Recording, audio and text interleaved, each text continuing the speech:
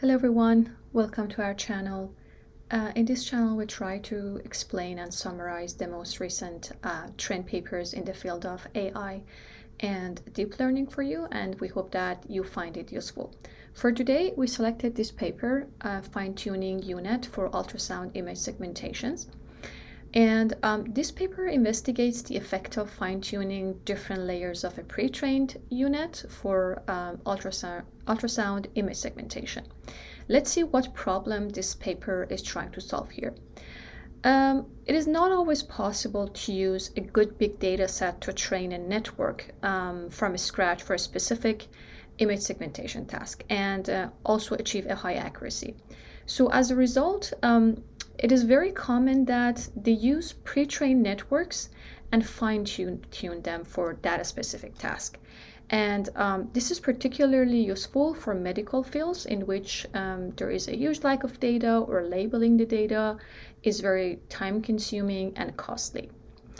And for the medical segmentation task, it has been shown that using pre-trained networks on natural images is very beneficial. But it is usually common that they fine-tune the last layers of the network for that classification task, because the assumption is that the shallow layers learn the low-level features, while the deep layers learn the important features of that dataset. However, this paper challenges this assumption and investigates if this is actually enough to fine-tune only the last layers of the network, especially when there is a domain shift. And because the texture of the natural image is different from the medical images, are actually the low-level features less important in this case?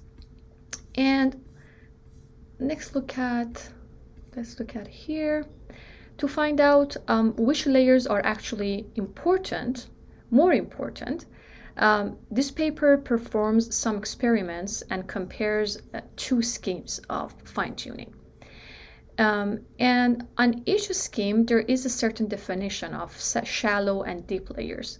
In the first scheme, they consider a unit as an autoencoder.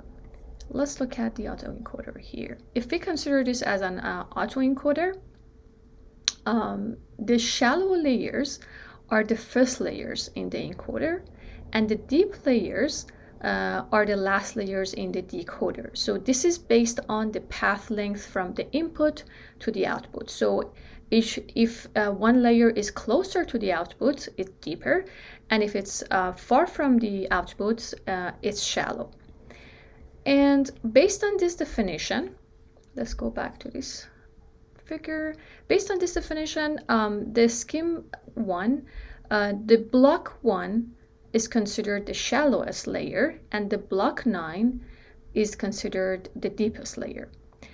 And let's look at the scheme 2. In the scheme 2, they consider the unit as a residual network, and they define the shallow layers at the top of the U shape, and the deeper layers, the bottleneck here, or the layer 5. And this is based on the number of paths that each layers contribute to. So for example here, because in the residual networks there is a skip connection between each pairs of blocks, they are considered to have the same level. For example here, the block 1 and 9 has the same level because there is a skip connection between them, and also same the block 2 and 8 are pairs of blocks that there is a skip connection between them, and they're considered to have the same level. So from top to the bottom, we get from the shallowest layer to the deepest layer. So based on this scheme, again, the block 5 or the bottleneck is the deepest layer, and 1 and 9 are the shallowest one. And this experiment in both schemes, the experiments have been performed with different subsets of layer for fine-tuning in order to find the optimal fine-tuning strategy for ultrasound image segmentation. And later they compared the performance of different strategies.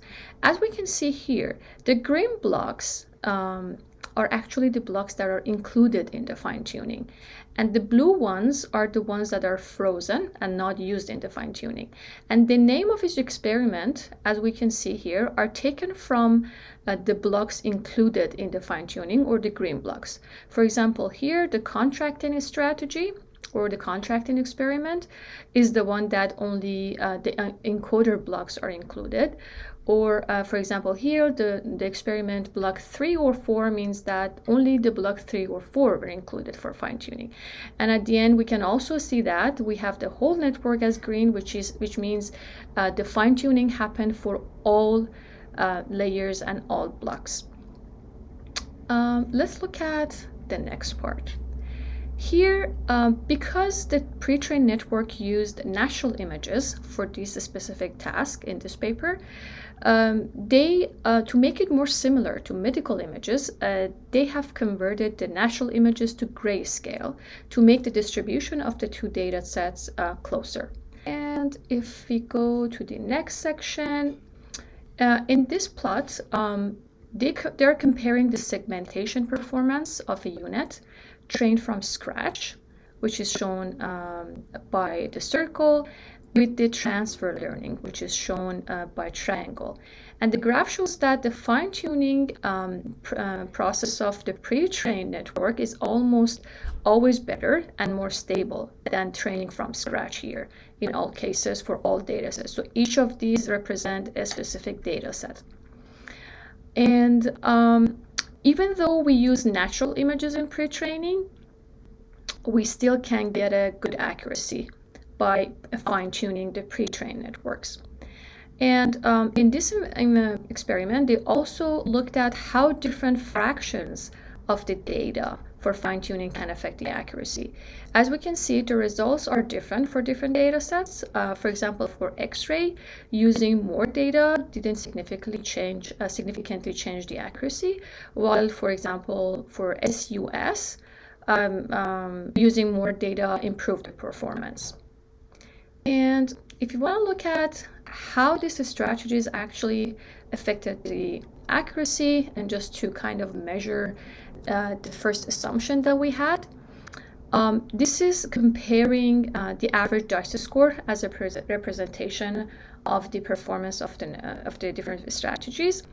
We can see different fine-tuning strategies here for different data sets and for different fractions of data. And we can see that how the performance changed by using different scenarios. Let's look at most important takeaways from this table. First of all, fine-tuning the whole network, as we can see here, and all network except block 5, and the contracting path, as we can see here, these have the best performance and are actually the best strategies for all of the data sets and all fractions. This is a fascinating result because in the case of using all networks except block 5, although we are actually using only half of the parameters, we are almost getting the same performance as fine-tuning the whole network, which is very important to know because we expect that fine-tuning half of the parameters would take less time. So it would be like not that time consuming and also almost give the same performance. And the other thing we can find from this table is that fine-tuning the last block, like block 9, and the first block, the block 1, are the worst strategies for most data sets and fractions. So overall, these experiments rejected the first assumption that we mentioned before, that fine-tuning the last layers of the network is more important. In fact, it is often the worst strategy for this specific segmentation task. Let's look at the next figure. So here they showed that the dataset score for different sizes of training sets in different fine-tuning schemes as a representation of the performance of the network. So we can see that fine-tuning all except 5 gives higher accuracy in almost all cases. And we can see that as we add more more data for training, the accuracy actually improves here. And by looking at the next table, that shows how much we can save on training time by not fine-tuning the whole network. And like for example here, I'll accept block 5 here. We are actually having shorter training time compared to fine-tuning the whole network, but we are still achieving a pretty good accuracy, which is very important, as we mentioned before. And if you want to look at the visual comparison, if we compare the mask results of different fine-tuning strategies with the ground truth, which is here. So this is the actual image, this is the ground truth, and these are different scenarios. And there are some good takeaways here. First of all, it is always a good idea to fine-tune, and fine-tuning is actually essential because we can see that the pre-trained network is not actually giving good results compared to the ground truth here. And the other thing we can find out is that among the fine-tuning strategies, all except block 5, and also the contracting scenario have the closest result to the whole network. This is again confirming our previous findings. And for these figures, the left one is showing the impact of fine-tuning block 1, 2, 8, 9 compared to fine-tuning the whole network. The extra accuracy that we gain by adding like all layers, meaning that we include the whole network for fine-tuning, is not that very high.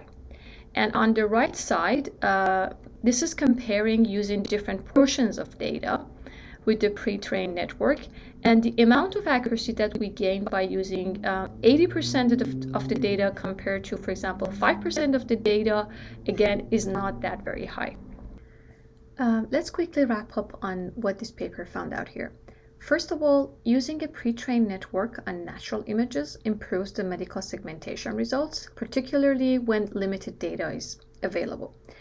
And second of all, fine-tuning the last layers of the network, which is common practice for classification tasks, is often the worst strategy for segmentation tasks. And the third, fine-tuning the shallow layers of the network, which learn lower level features, is more important and faster for ultrasound image segmentations.